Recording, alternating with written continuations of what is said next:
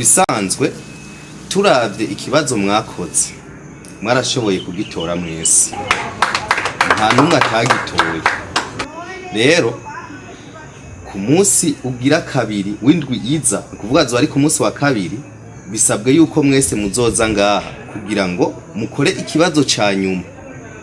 Mubimenye neza, ikibazo ca nyuma gihora gikuramwo benshi cyane, uburyo bw'uko na mwese mushobora kugenda. Mugabo byongeye ni ikibazo coroshe, ata muntu numwe atoshobora kugitora.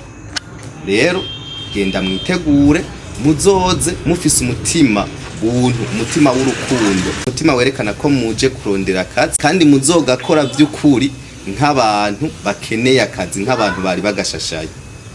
Nibaza ko ijambo nari mfise ryari iryo. Hari uwo bafise ikibazo?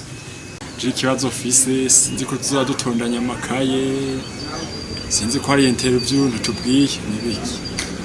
Nta makaye muzozana canke ngo muzane ibindi bintu kanaka, ariko ikibazo nzobaha muzokibona. Ni ikibazo coroshe, kiri simple cyane.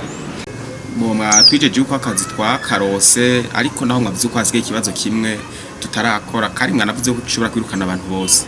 Ariko je ndafise amakenga nico kibazo twokora, reka tuyukana twese akazi ntako bakahari, canke n'iyindi mvugo mwashatse yuko tubaha igiturire nako mumbabaje agafana, tubaha agafana. Je mbona mwo tubwiza ukuri nimba agafana mushaka ko tubaha uko nyene turi ngaha tukakora umwe twagenda tukabahaye, bitarirwa biragera kure muba mukoze kazo kanje nako. Ubu nawe avuze ivy'ibiturire, ahubwo ugize Imana. Iyo numva utavuze ko wihenze, nari guca mpamagara igipolisi, we caca kikudugana mu gasho. Uko twebwe kirazira kikazirizwa yuko mu kampani yacu avuga mu giturire, tugomba kutwitiranya na zangyarya na ba bantu batazi ico bakora. Mubabare cyane ngana kandi kamuciye. Twe turi abantu b'ijambo, twe turi abantu duharanira intsinzi, duharanira iterambere mu gihugu cacu c'u Burundi, tucubake. Ivyo vy'ibiturire mwe mubikura, wico kibazo uzokibona. Bimutekereza mwabantu ibiturire.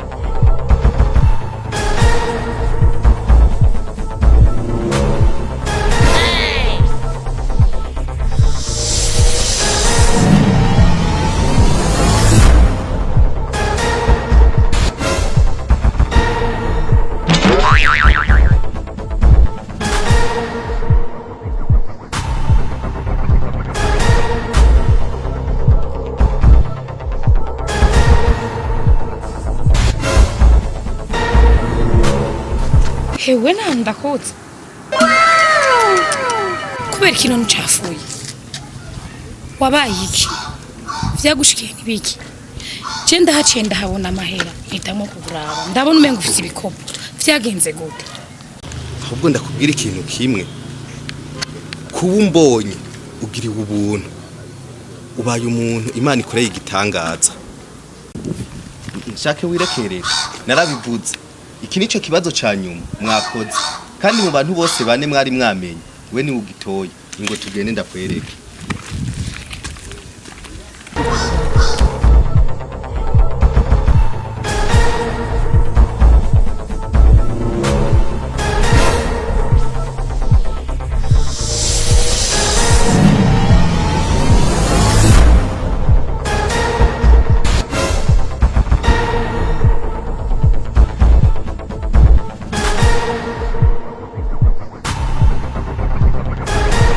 murabona nabwiye ko ikibazo gikurikira ari kibazo kiyobeye burya umuntu atoye ikibazo nago ndabwire ko ari umuntu umwe wenyene mwese mwanciyeko hari umuntu atanciyeko nambaye gutya uyu wenyene ni wanciyeko aranamenya yipfuza kumenya ico nabaye kugira ngo ashobore kunsubiza amafaranga yanje mwese mufise amafaranga mu mufuko ayo mahera muyakurayo muyashire ngaha hanyuma mwese muce mutaha akazi karose uyu be mwambura kimazimwe ata mutima w'urukundo mufise mwe muza mu kazi kanje mukagenda ntasubiye ku gatumba ni munkurire mwese ho kigenda nubwo buhera ni fanta zanyu viraho